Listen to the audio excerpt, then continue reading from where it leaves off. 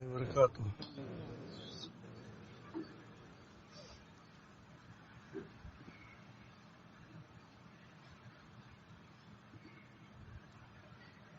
آدمی کو زیادہ بیماری کا بیمار ہو یا ہو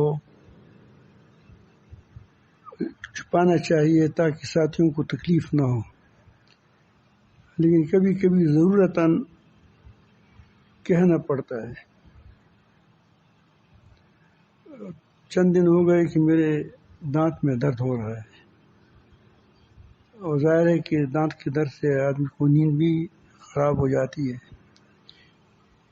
اور ٹھیک ہو جاتی ہے کہ بھی الحمدللہ نیند آ جاتی ہے، لیکن آج کہ پوری دن میں اس طرح درد کرتا رہا کہ بات بھی مشکل تھی میرے لیے۔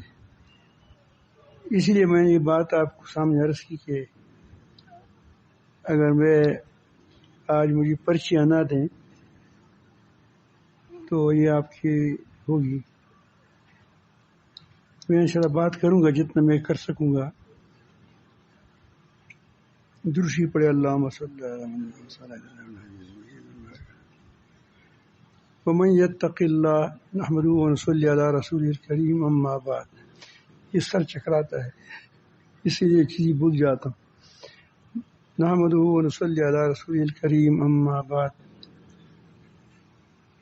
ومن یتق اللہ یجعل له مخرجا ویرزقه من حیث لا یحتسب۔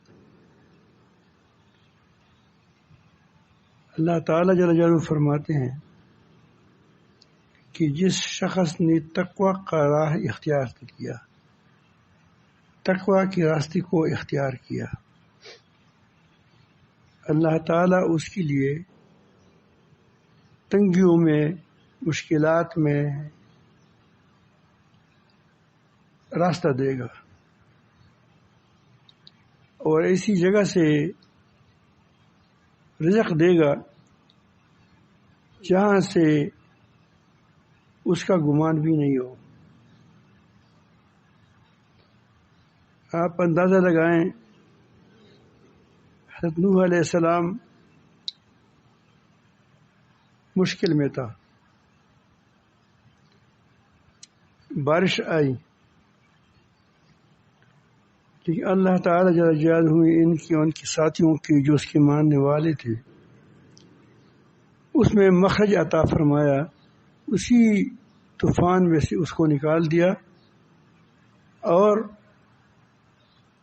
اللہ تعالیٰ جودی کی پہاڑ پر پہنچا کر وہاں اس کو ایسی جگہ سے روزی دی جہاں سے اس کا گمان بھی نہیں تھا۔ موسیٰ علیہ السلام کی والدہ بہت زیادہ پریشان تھی اپنی بیٹی کی وجہ سے، دریا میں ڈال دیا، مشکل وقت تھا، اللہ تعالیٰ جل جلالہ نے بیٹی کو بھی واپس کر دیا اور روزی بھی فرعون کے دربار سے مقرر کی۔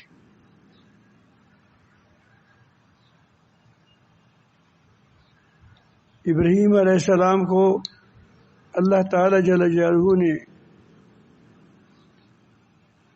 آگ میں، بہت مشکل ہے کسی کو آگ میں ڈالا جائے، وہاں سے نکال کر شام کے زرخیز زمینوں میں، بیت المقدس میں وہاں پہنچا دیا اور وہاں کھلا رزق دے دیا،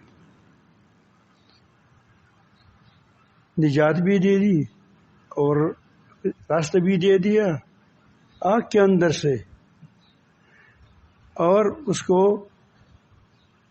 رزق بھی دیا ایسی جگہ سے جہاں سے گمان بھی نہیں تھا۔ بے شمار واقعات ہے۔ ایک آدمی نے، فقیر آدمی تھا، عالم تھا، انہوں نے ایک ہار جو ہیروں سے جڑا ہوا تھا کئی